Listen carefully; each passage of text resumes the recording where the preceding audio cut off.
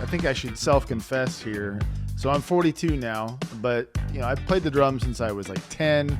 I always had to play the drums. It was just something I had to get my hands on some drumsticks and smash the heck out of those things. And of course, that brought me to hard rock and heavy metal music.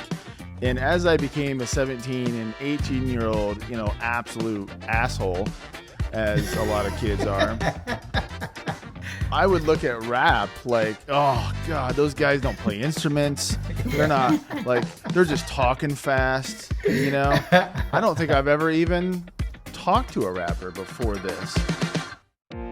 Welcome to UnityNow, the podcast where we discuss unity in the face of division. Inspired by the Unity 2020 plan, we strive to unite Americans by highlighting the middle ground between the two dominant parties and promoting the individual over groups. Each episode, we will bring you exciting, well-informed guests and host nuanced conversations about politically charged subjects. Our goal is to bring an end to the ideological war threatening the collective well-being of this great country. Welcome back to the UnityNow podcast. I'm your host, Toby Davis, and for this episode, I was joined by the extremely talented duo, Kuf Knotz and Christine Elise. The two have formed what might be today's most unique and unifying musical experience. We talked about their backgrounds, how they both got started with music, and some experiences performing like in Alaska in the dark dead of winter. Make sure to check out the end of the episode where we highlight a song by the group. Check out the links in the episode description to follow our guests. And now I present Kuf Knotz and Christine Elise, the hip-hop artist and the classical harpist. Okay, Kuf Knotz and Christine Elise, thank you so much for joining us on UnityNow. Welcome, guys. Yeah, thank you. Thanks for having us. Yeah, it's fantastic for you to take an hour out of your time to talk to us. As I told you before, we're usually more of a politically charged podcast talking about how to bring people together left and right. But it's great to break that up every now and then. And so we have two fantastic musicians for the two of you. So we appreciate your time. And I'd like to get started, if we can, just hearing a little bit about each of your story, how you each got into music. And I guess, Christine, we'll start with you, if you don't mind. Yeah. So I started playing piano when I was 7. My grandma played piano in her church, and my grandpa also played piano. So it's kind of on opposite sides of my family. But they both never kind of went into performance or music careers. They just used it in their community. And then I kind of played for a while. I tried flute for a second, and kept going on with just playing piano. I took a break for a little while, and then in middle school, my music director said, harp is very similar to piano. You should play the harp. And I was like, who plays the harp? Where do you even find one of those? Where do you get them? And she was like, exactly. That's why you should play it and kind of bring it back to life or play it. And so then I started playing harp all through high school, into college, and I went to school for music therapy. So I wanted to combine therapeutic community work with music, and at the time I didn't even know that there was such a thing as music therapy. And so then I became a music therapist, and that's kind of what happened. Fantastic. Yeah. Were you did you get into piano because you were forced into lessons, or did you really have an interest in playing it at a young age? I think it was a little of both. I had an interest, and then there was this phase where And I hear about this a lot of other people playing. You get to a point where you know enough, but now you have to really put the work in. And unless you put the work in and practice on your own, and no one is saying, come on, you have to practice. So once you kind of pass that, you decide if you really want to continue with it. So by that point, I was like invested and I was practicing on my own. That was probably going into high school. Okay. Well, I appreciate the story there. Yeah. And so, Kuf, over to you. Same question. So how did you avoid the harp? Yeah. So funny, pretty similar to her story with her grandparents. My grandmother was a gospel singer, and she sang in church and on the radio. And my brother, he used to rap. He was an MC. And so I guess growing up, I was surrounded by music and heavily inspired by it. And I wanted to be like my brother. So I started writing, did a lot of writing. My first group I was in was probably in high school, like 10th grade. Me and two other of my friends started a rap group. I did that. Then when I got to college, I started taking it serious. Doing a lot of music there. After my first year of college, I started working out of a studio in Philadelphia and signed a record deal there, and kind of did that for a few years. And then from there on, I kind of just hopped around in different bands, different collaborations, and yeah, that was pretty much it. And I started like performing out and doing the live thing probably in about 2003. Okay. So that's that's a good amount of time now. Yeah. Yeah, that's great. And so it sounds like both of your grandparents had a really big influence on you. You guys, I imagine you have you've shared those stories before and talked about that. Yeah. For sure. Yeah, it's passed down through the family. Yeah, that's great. Well, and then at some point, the two of you ran into each other. I hear potentially at a grocery store. Yes. So tell us how this group, came about, and how that worked, and who talked to who first, and all that. Yeah. So I was working for a nonprofit in Philly, and Kuf's band was playing a fundraiser for that event. And I was working at the time as a full-time music therapist, 8 hours a day, full clinical load, working in schools. And I saw his performance and was just amazed by the lyrics and the message. And I just remember looking at the stage in awe and just saying, if I'm ever in a band, that's the type of band that I want to be in. And I really heavily put it out there that night. I never looked him up. I didn't know who he was. I didn't go after and talk to him. I remember he left for a show like that night. And about 2 months later, I ran into him in Whole Foods. And just had to say, I was like, oh, there's that person that had that awesome show. I need to say like what an impact he had on me. And it was funny because at the time I wasn't playing much harp, even though I loved to play it. But I was mainly using piano and guitar. But I knew that I had to say something like the harp was, different than piano and guitar. So I said, hey, like you're amazing. I loved your performance. And if you ever need a harpist, let me know.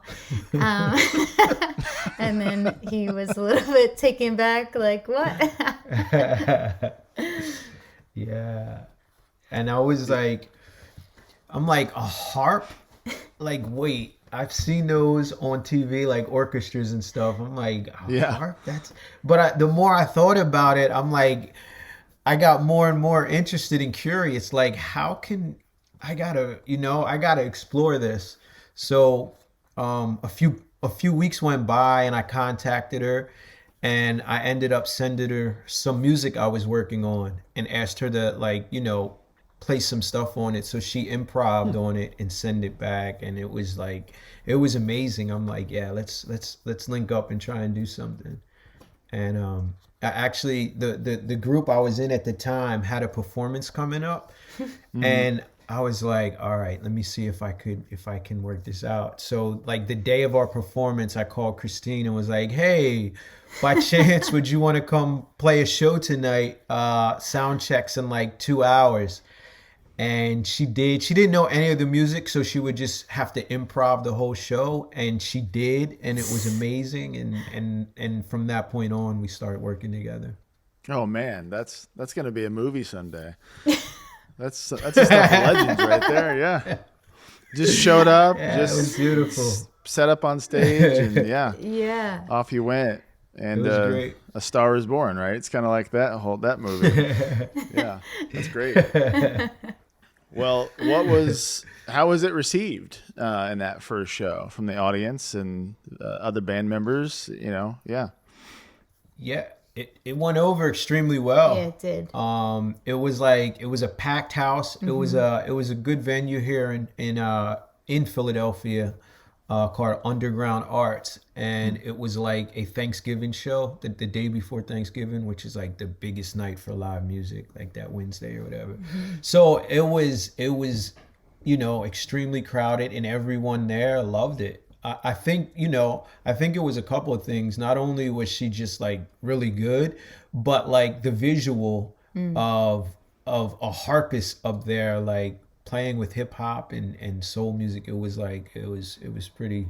In like a bar venue. Yeah. And that venue's like deep underground kind of. So Yeah. it's like a basement bar venue. So imagine It went over really well. Yeah, imagine as people were seeing you bring your equipment in and the instruments, and then the harp showed up. There's probably a lot of, oh crap, what did we get ourselves into, right? Yeah. Yeah. For sure. That's interesting. We've been in some places. We've go been ahead. in some places where Kuf will say like, "Oh, can we sit in the jam? I have this harp player I'll bring," and they assume that it's a harmonica player. We'll be like, excuse me, trying to get this like big instrument through like the crowd up to the stage. It's funny. Yeah. Did you misspeak? Yeah, I thought you said harmonica. How much does a harp weigh? 50 pounds. Yeah. Oh, geez. Her harp weighs 50 pounds. Yeah. Yeah. It's a good workout. Yeah, I'll bet. Yeah, I don't think, like I said, I play the drums, and I don't think the bass drum and the toms they might weigh 50 pounds, but yeah, and it's so big, right? So Yeah. you probably get a lot of funny stories at different venues. It's But- like awkward too, the shape of it. Yeah. Thank you for tuning into the UnityNow podcast. We are a 100% volunteer organization dedicated to highlighting the sane middle ground between the two dominant parties and focusing on the individual over groups. If you've enjoyed this program, please consider supporting us through our Patreon. Links to our support page, as well as merchandise and full episodes, can be found at our website at UnityNowPodcast.com. Now, back to our show. And so, but now you're starting to get known for this, right? And so are you getting a lot of requests now for people to come bring you in and play live? And we can obviously talk about upcoming tour dates and that sort of thing at any point. But yeah, are you getting a lot of requests? Yeah, for sure. I mean, we still do the reaching out to booking as much as possible. But just over the past few months, we've filled our summer with just from request. So we've been blessed in that sense. Like, yeah, especially after being so still for 2 years, a year and a half, it feels good to get that back in motion and moving forward. That's good. And so, Christine, talk about the music therapy a little more and what that's about, and does it involve both of you now, or is that still something that you do only with the harp? Or tell us about that. Yeah, so kind of piggybacking on where the story ended up, when I was working full-time as a music therapist, one of the things I said to Kuf is, okay, we're going to take this on the road, we're going to take this project and run with it, but my passion is music therapy, so is there some way we can incorporate it somehow?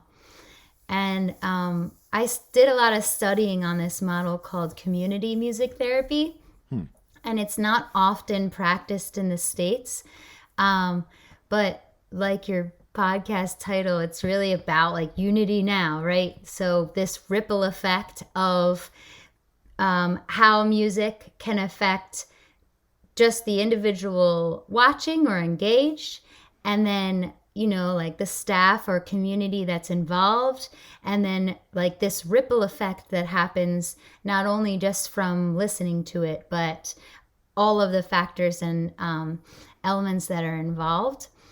So it was kind of magical that all my studying that I didn't even really realize, this project was inviting me to really implement a community music therapy program in the States.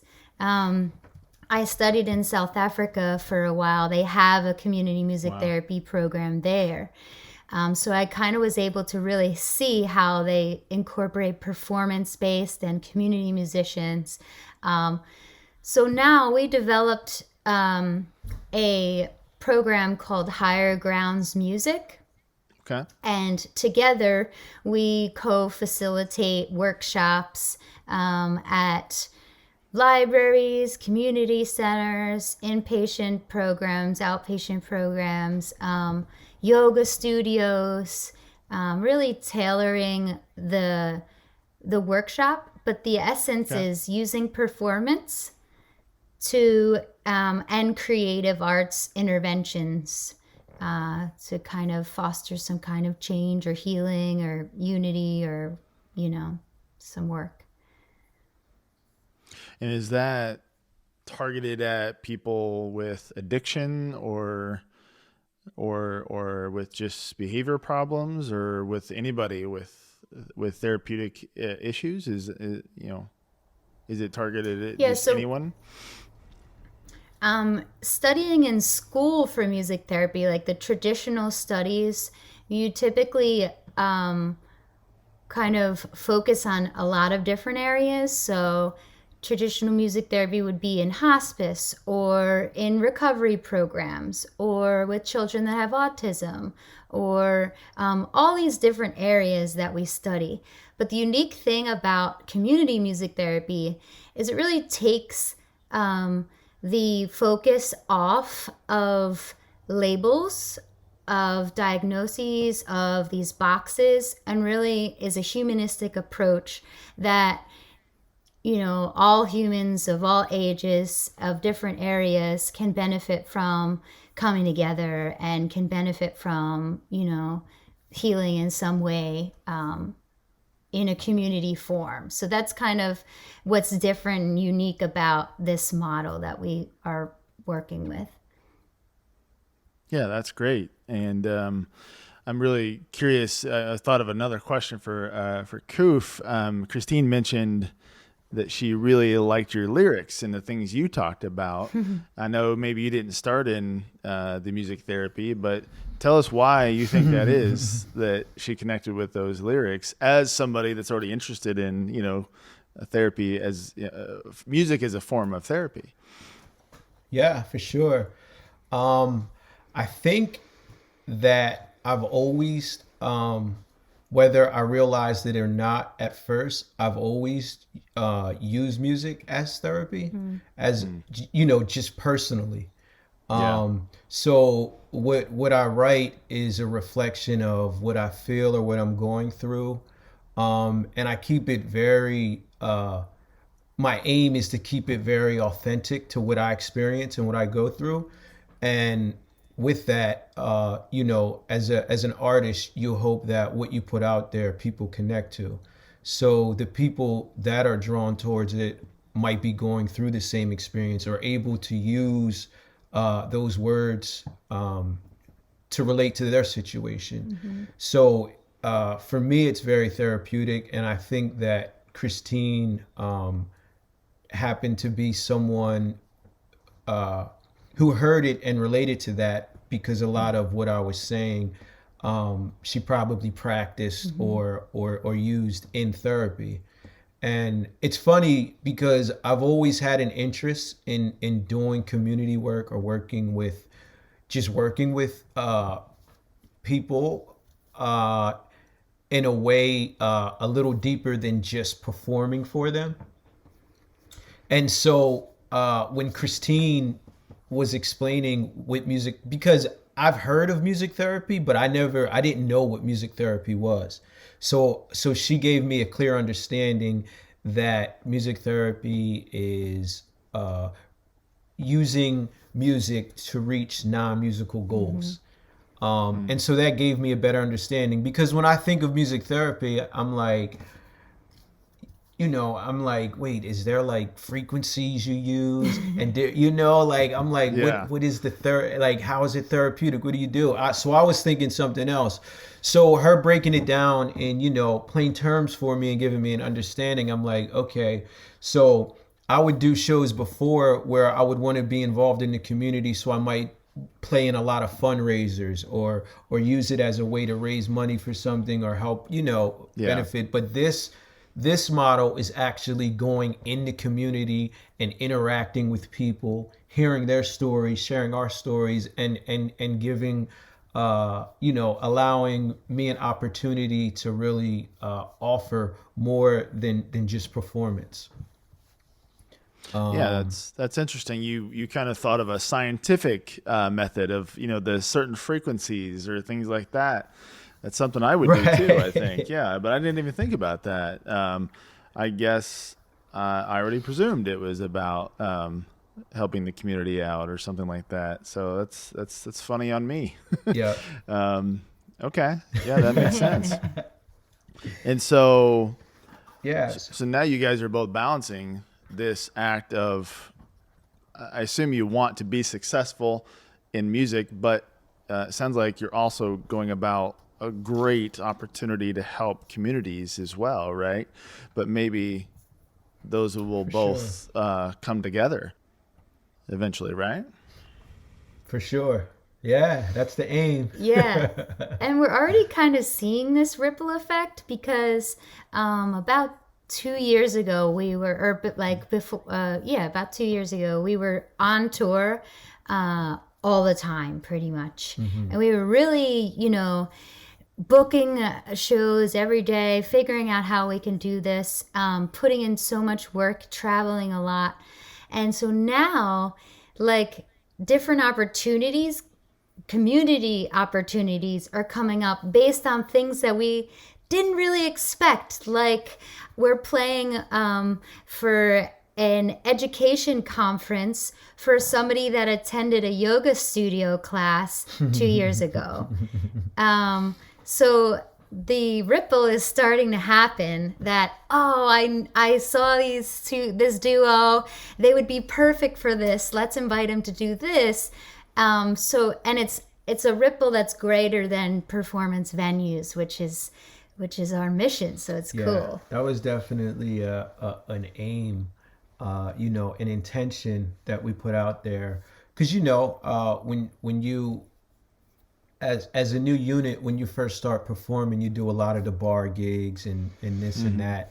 So, very quickly, we both were like, this is cool and this is helping us get our name out, but let's put our intention on playing venues outside of the bar venues. And, we still love doing theater shows and venues, but it's cool to step outside of that scene as well.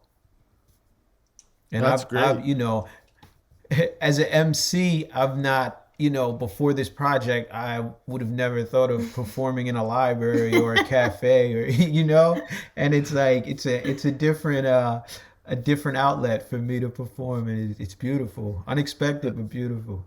I was just about to ask that question. That you're talking about bringing the harp into odd places, maybe, but yeah, where have you been in odd places that the harp is okay, like libraries and cafes? Yeah. What else? Yeah, for sure, 100%. Like nursing homes. Yeah, very, and it's funny, like when we did a tour in Alaska, or no, not the one in Alaska. We did one in Nova Scotia, and our first time there, and like one of the first gigs was at like a diner, a diner type of venue. Like so a like taverny diner. yeah, so we were performing for people eating dinner. And so it felt kind of weird, like rapping at people while they're eating, and It's like tablecloth dining. yeah, and I'm like, yeah. So You got some heads bouncing, didn't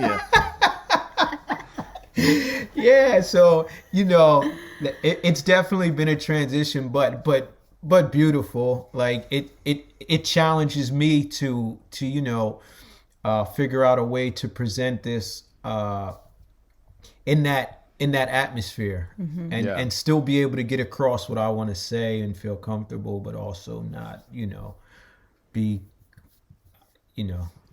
too much for that scene, that area. Yeah, it's interesting. I think I should self-confess here. So I'm 42 now, but when I started to, I've played the drums since I was like 10.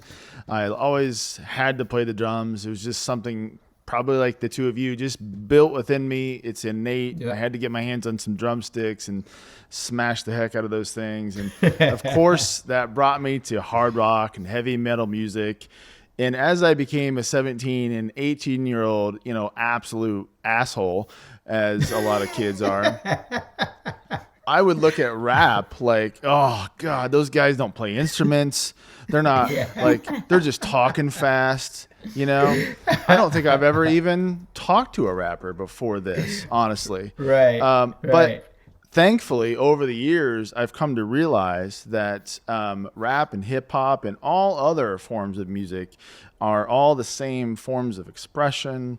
And, For sure. rappers, all the rappers are probably better at music than I, because I don't even know, I don't even know music. I just hit stuff really fast and hard, right? And so that was shame on me for that presumption that, rap is just talking really fast and it's not about music and it's not about reaching out to people. And, it's great to talk to you guys about that. And, hopefully anybody else that is a drummer or playing guitars and they think rappers or hip hop is not about music, then they send them this episode and we'll see what I just said, right? So Well, I think that's great. I think that's pretty common though. Like I've definitely come across a lot of people with that same mindset, but also like I'm not excused from that either, because on this the same token, when I was coming up and I heard hard rock or heavy metal, I'm like, what is that? That's just like, Why are they so angry at each other? Yeah. But it's like as you get older or grow a greater appreciation for music, you understand that music is art and everyone expresses it different. And like when you really start to think about it and listen, you see the connection with so much music and just, it's like you were talking about, how do you bring the left and right together? I think music is that bridge that connects so many people, and it's the universal language. So in those, when you're playing in front of people eating and you're rapping in front of people eating, did you get some heads bobbing? Oh yeah. Well, yeah, for sure. But the funny thing is, they were definitely into it. But when we played covers, they got up out their seat and were super into it. I've heard that one. Yes.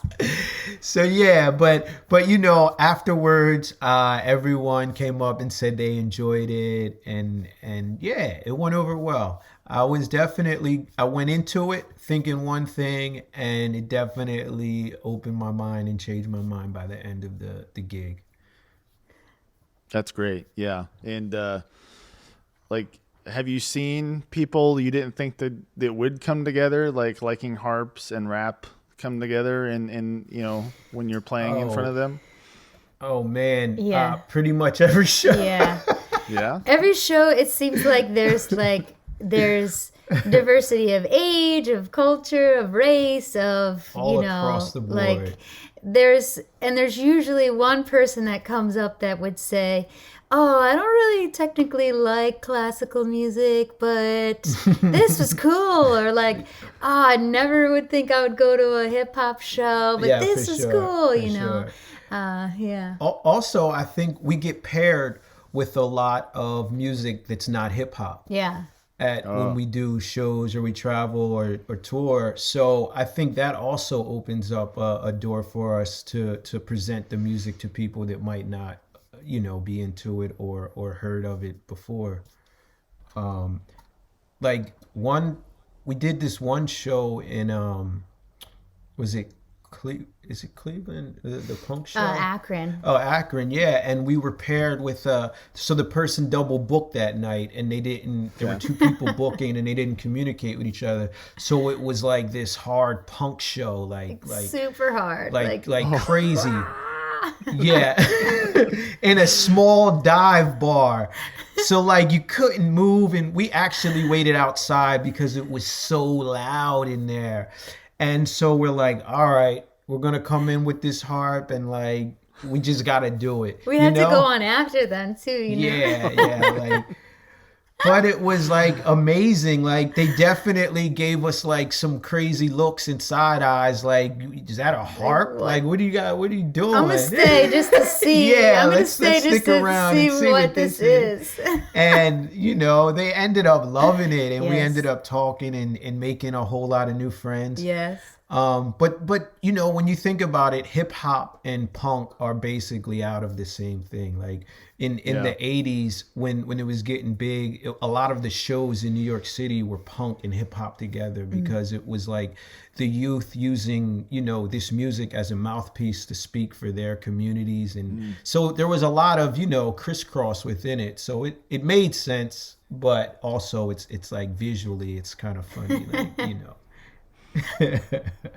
Well, it goes to show you, think about what you think you know today and just see what you'll know tomorrow. Yep. Yeah. It's so true. Yes. And what will change your mind. So that's a great message. I mean, like you said, diversity of all these groups. And it sounds like it wasn't required at the door, right? They didn't have to bring in old people and young people and people of all the colors and all of ages. Right. So you're bringing together naturally, and that's what it's supposed to be anyway. Yeah, Yes. True. Very true. Well, that's great. So, what other shows have you opened for like that, where you saw something special kind of snap in people's minds? And then we love to hear about what you have coming up. We're recording this, of course, on March 2nd.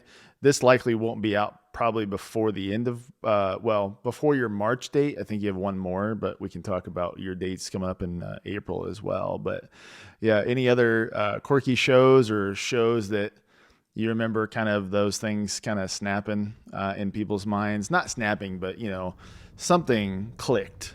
That's a better word for it. Yeah.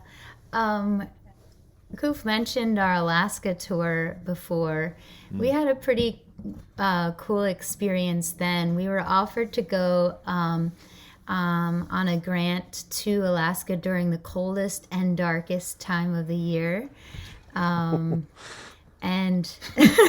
so even the people, when we were, planning our trip, are like, what are you guys doing coming like during that time, and it was the most beautiful thing I could say I have really ever experienced. We went to about 10 different villages or areas, And during that time, pretty much all of the locals who stay in the coldest and darkest place when there's only about 3 hours of sunlight a day, they all came out. It was like children, just like all of these people just came out.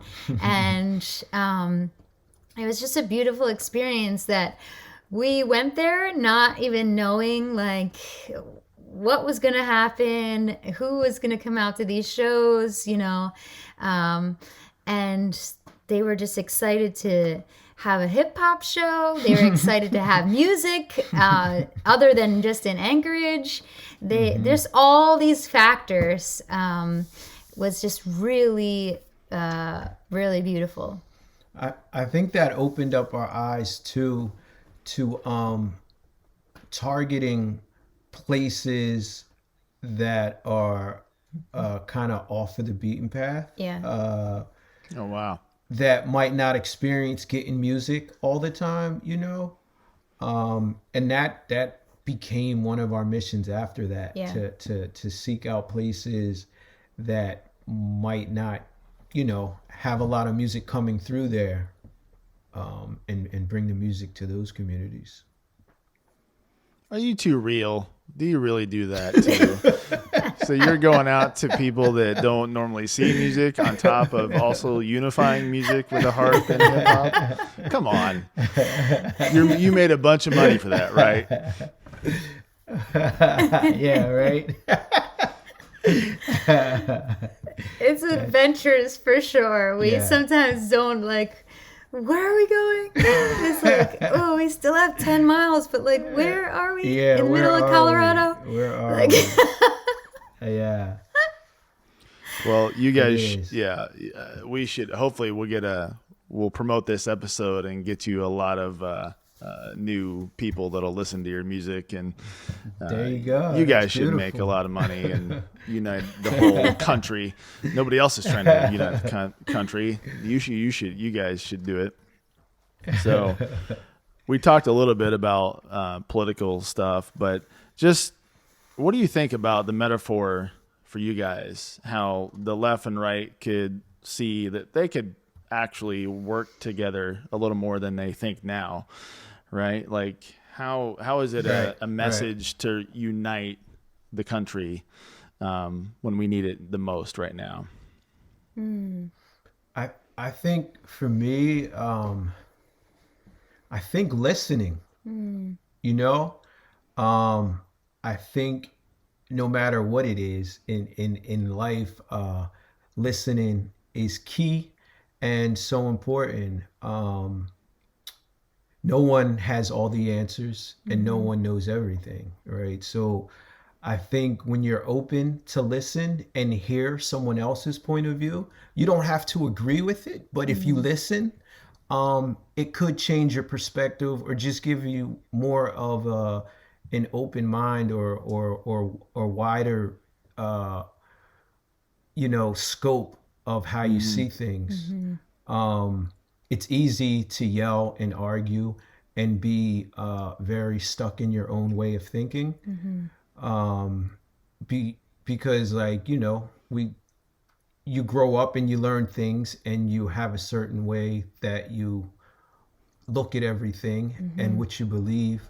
But like I said, no one knows everything. So like, I think it's super important to stay open and listen. Yeah, and I would ask based on that, like, so Christine, what have you learned from this new duo? You know, what have you learned from this group now? Yeah, I've learned, on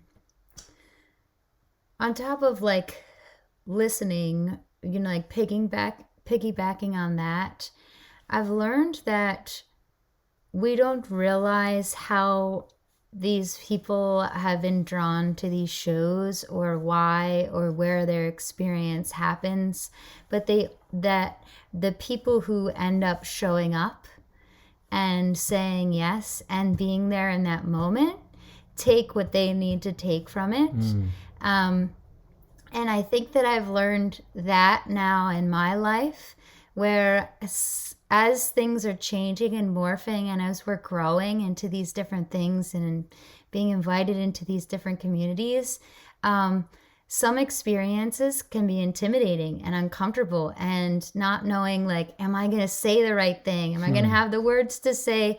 Am I going to have, the space to, means to hold the space, and kind of remembering that I don't have to, in a sense that, like, having grace with what I can give, but more importantly is like showing up and, like Kuf said, being open to be able to then figure out how to maneuver it. But this year is like saying yes and then figuring out how to do it.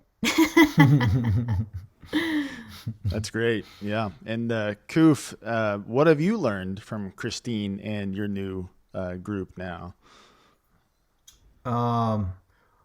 Well, one thing I learned from Christine, she's like, she has this thing about saying yes. Even though it's important to say no at times, but the saying yes thing is like, say yes and figure it out as it comes. Like,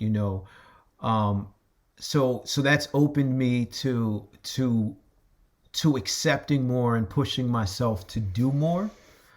Also, what I've learned is how important community is, and how important, sharing that space and sharing gifts and receiving gifts from community is super important and super therapeutic and super healing.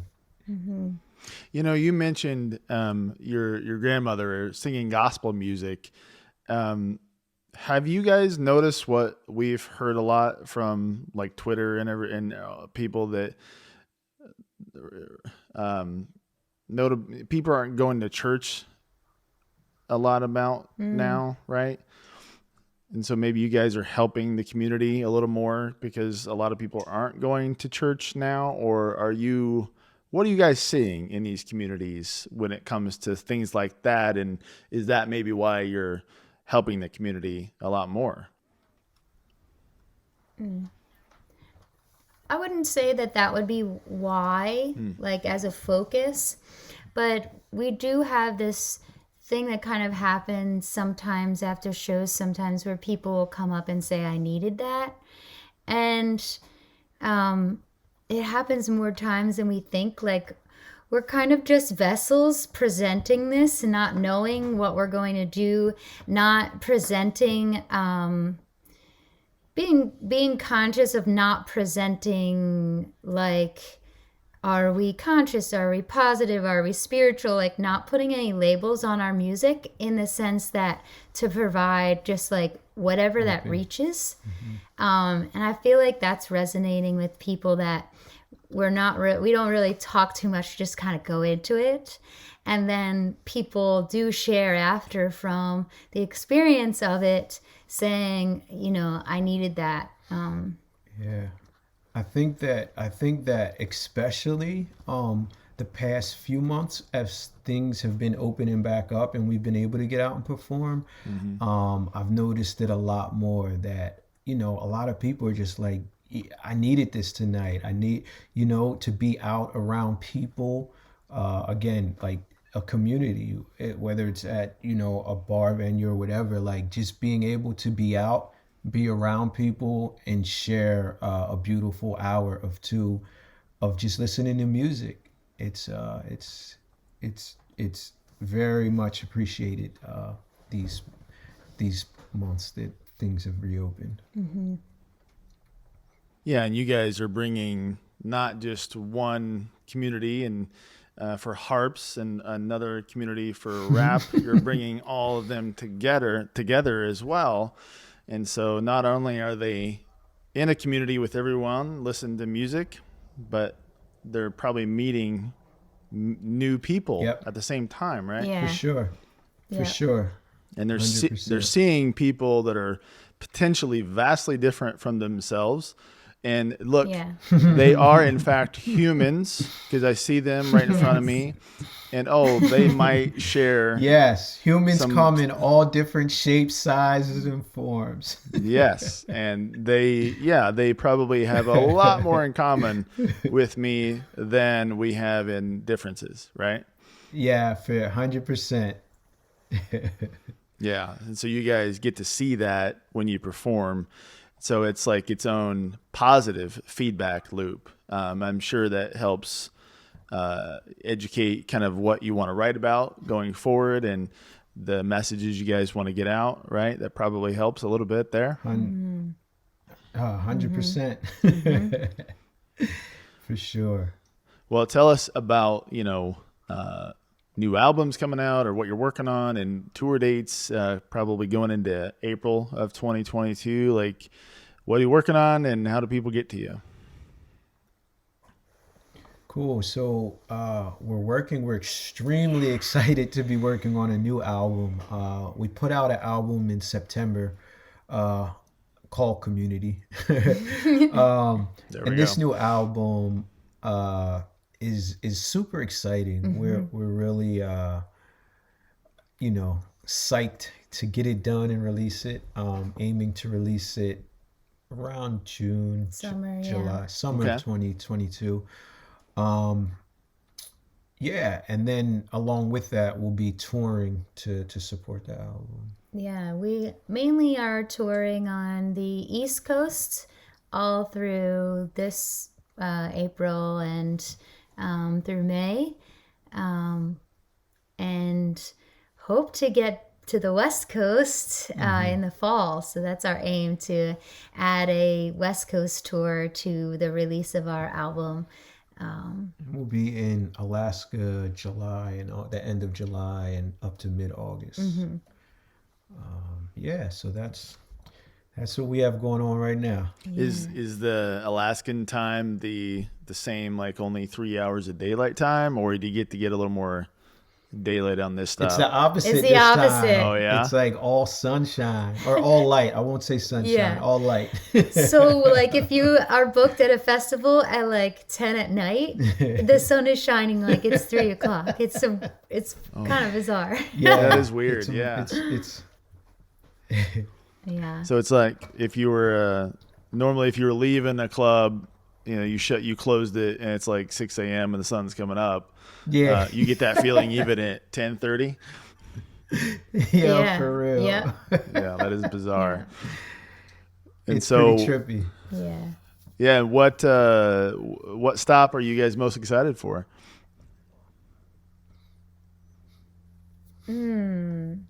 I'm excited for that Alaska trip. I always have a good time in Alaska. Yeah, it's beautiful. We'll get to be there for a little while. It's like a 20-day trip. Wow. So, yeah. So we're gonna go quite a long, Up journey. and down the coast, yeah, Yep. for sure. Have you guys been able to play outside of the U.S. or North America before?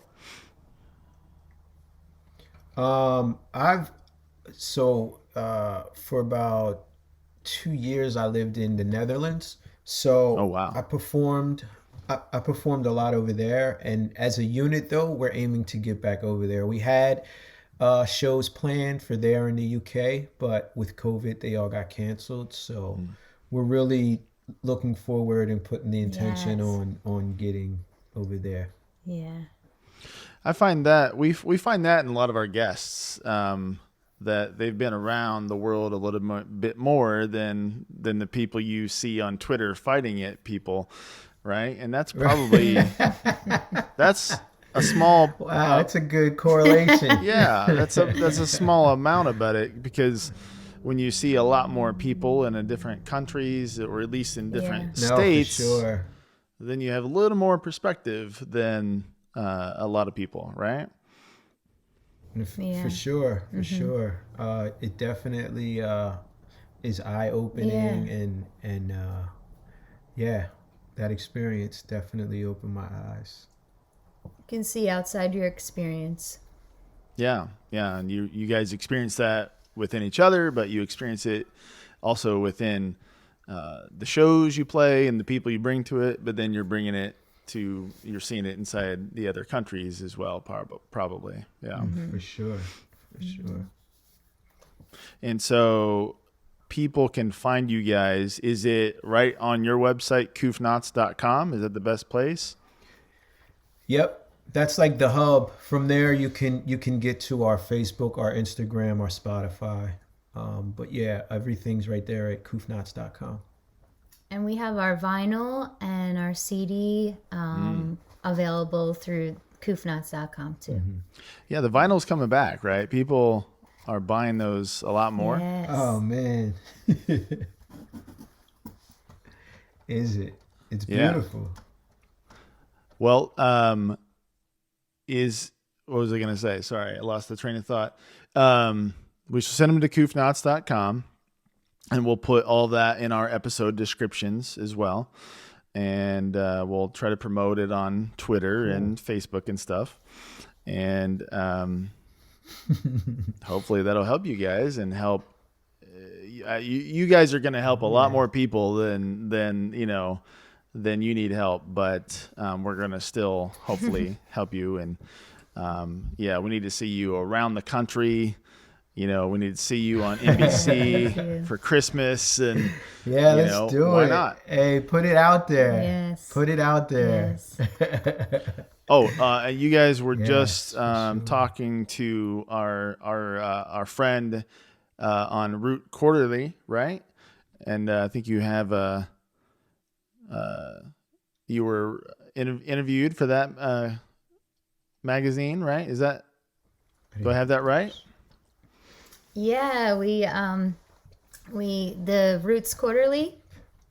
Yeah, Root Quarterly with with Heather. Heather, yeah.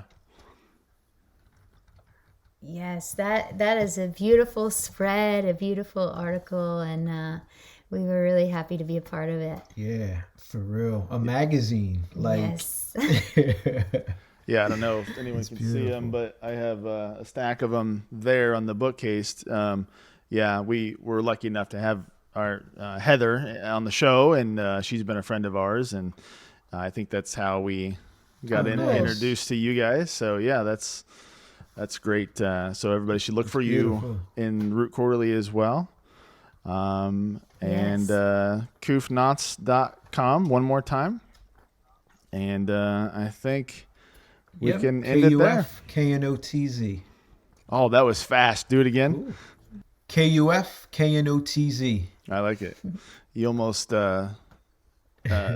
singing it there. Okay. Yeah, right. Do a little rap. All right. Kuf Knotz and Christine Elise, we appreciate your time, and we'll be looking for you guys going forward.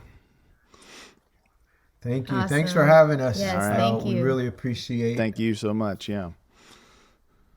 All right. Good night, everyone.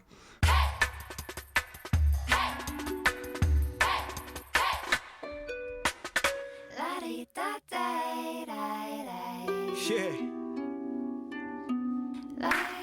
Let's build these communities, y'all. With a focus on the word unity. Build unity, find community.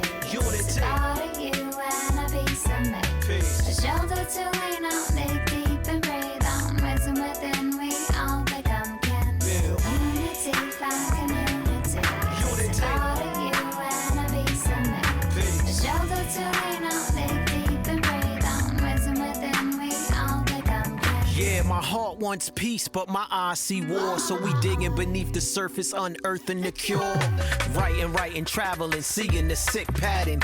Nothing ever changed till you dismantle power. So collectively, we steadily move and strategize. Keep the goal in sight, watch the people arise. United, we accomplish and uncover the truths. Build, grow, heal, and show a better way for the youth. This community. Unity, find community. Unity. All of you and a piece of me. Peace. A shelter to lean on, dig deep and breathe on. Wisdom within, we all become kin. Build. Unity, find community. Unity. All of you and a piece of me.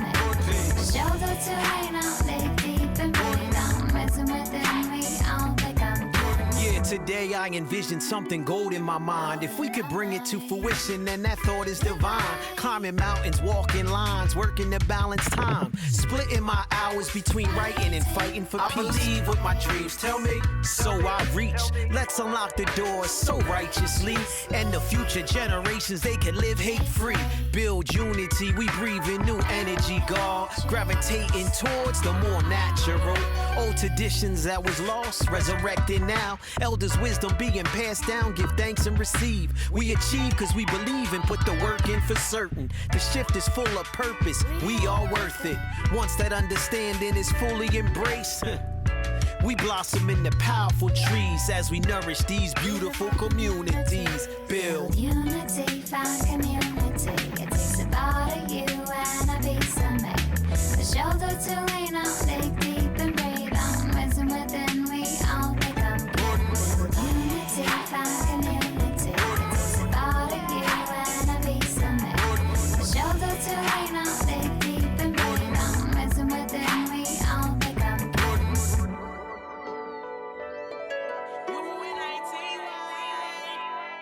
Let's build this community. Strength and understanding and LOVE. Power, elevation, let the mind be free. Reaching deep and seeking true equality.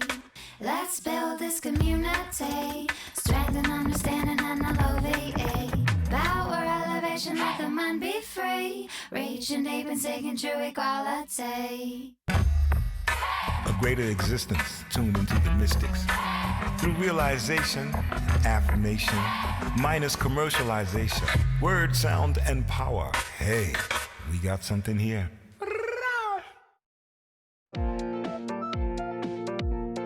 Thank you for watching the UnityNow podcast.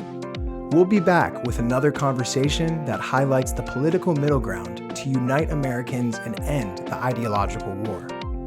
In the meantime, we'd love to hear from you. Please comment below and hit that subscribe button.